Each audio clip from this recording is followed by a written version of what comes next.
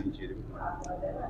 बहुत से ऐसे सड़क थे, रोड थे, उस रोड पर लोग रात छोड़िए दिन में नहीं निकलते थे और उस सड़क पर कोई ज़मीन भी नहीं खरीदने जाता था। आज योगी सरकार आने के बाद वह सड़क पर लोग ज़मीन भी खरीद रहे हैं। अब दिन में 12 बजे रात को निकलते हैं, किसी प्रकार की घटना नहीं होती और बेटी माँ दोनों शादी विवाह समारोह में जाती हैं और सुरक्षित वापस आती हैं। ये सरकार का दिन है। सपा जब जब राज्य में रही है गुंडागर्दी और भ्रष्टाचार, इसलिए सपा को ज़्यादा नोटिस लेने की जरूरत है। इसलिए वह सपा अब आने वाली नहीं है, चाहे 24 का 27 का चुनाव हो, उसको आना नहीं है। इसलिए आज भी महाराष्ट्र में विकास के नाम पर वोट दिए हैं, नेतृत्व के नाम पर वोट दिए हैं और जो काम के आधार पर हम लोग काम करते हैं उसके आधार पर सुशासन, कानून का राज है, इस पर वोट देते हैं। गरीबों की कल्याण की योजनाएं हैं। आप मेरे को बताइए, पूज्य बाबा भीमराव अंबेडकर का सपना, उनका साकार कौन कर रहा है? मोदी जी कर रहे हैं। यानी उनका सपना था कि दलित, शोषित, वंचित अपने पैरों पर खड़ा हो। आज बनटांगिया, मुसहर, थारू को पक्का मकान देने का काम कर रहे हैं। घर घर नल कनेक्शन दिया जा रहा है, पानी की व्यवस्था हो रही है और भूख से ना कोई मरे और भूख से कोई सोए भी ना, भूख के कारण आज अन्न दिया जा रहा है। तो आज आप बुंदेलखंड में, बुंदेलखंड देखे ना पानी मिलता था, यहीं बुंदेलखंड में बांदा में महिलाएं दम तोड़ देती थी भूख के अभाव में। आज पानी भी पहुंच रहा है, जहां नहीं पहुंचा है बाद में पहुंच जाएगा, लेकिन सभी घरों में पानी और अन्न भी पहुंचाने का काम यही सरकार कर रही है। सरकार नौकरी नहीं दे पा रही है, कभी बोर्ड में मामला अटक जाता है। आप बताइए 6 लाख नियुक्तियां हुई। हमें ई रिक्शा चालक एक मिला लखनऊ स्टेशन पर, दौड़ते हुए आया, बोला कि भाई साहब आप थोड़ा सा मोदी जी को, योगी जी को बधाई दे देना, मोदी जी को बधाई दे देना, मेरी बेटी सिपाही की नौकरी पा गई। एक रिक्शा चालक नौकरी पा रहा है, आपके 6 लाख के ऊपर नौकरियां मिले, करोड़ों लोगों को रोजगार मिला है।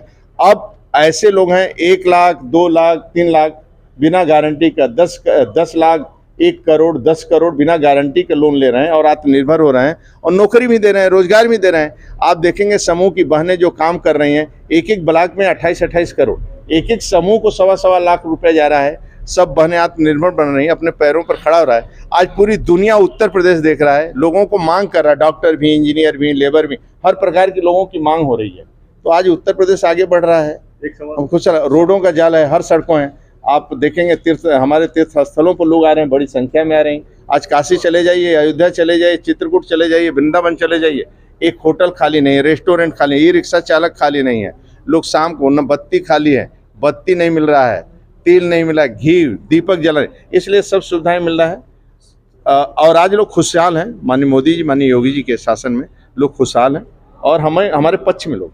संभल, बदायूं और आगरा के बाद अब जौनपुर के अटाला मस्जिद में दावा किया गया है कि वहाँ पे नीचे जो है वो हिंदू मंदिर है। सपा इसको प्रायोजित, देखिए इस पर सरकार काम कर रही है। थोड़ा अब सपा लोकसभा में जीतने के कारण ये दंगा करवाना शुरू कर दिया।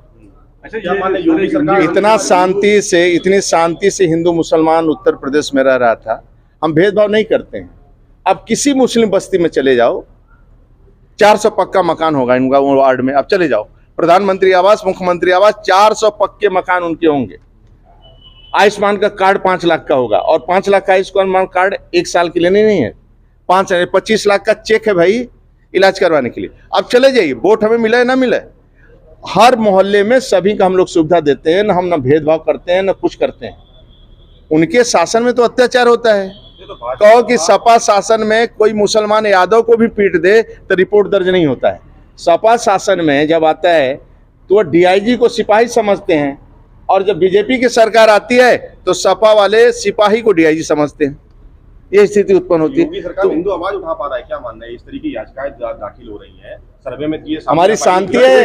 हिंदू मुसलमान दोनों एक साथ रह रहे हैं और मिलकर काम कर रहे हैं। और कुल मिलाकर माननीय योगी जी जो नारा दिया है, बटेंगे तो कटेंगे, मिलकर रहेंगे तो नेक रहेंगे और सेफ रहेंगे, आज उसी का देन है। सब लोग देख रहे हैं, हर जगह दूसरे देशों की स्थिति देखिए, इसलिए यहाँ पर शांति है। यात्रा को धर्मेंद्र यादव ने प्रायोजित बताया है। वह क्या बोलते हैं, क्या उनके बारे में सोचना। मैं गरीबों की सेवा करने के लिए सरकार बना। भारतीय जनता पार्टी राजनीति व्यापार नहीं है, मिशन है। एक पंक्ति के अंतिम व्यक्ति को मान मिले, सम्मान मिले, भरपेट भोजन मिले, रहने को छत मिले, खेत तक पानी पहुंचे, गले तक पानी पहुंचे, इसलिए हम लोग काम करते हैं। हम आते हैं तो सड़कों का जाल फैलाते हैं, गरीबों का सम्मान करते हैं उनको पक्का मकान देते हैं, वो आत्मनिर्भर बन सके इसलिए काम करते हैं। इंडी गठबंधन में मायावती के तो कटेंगे का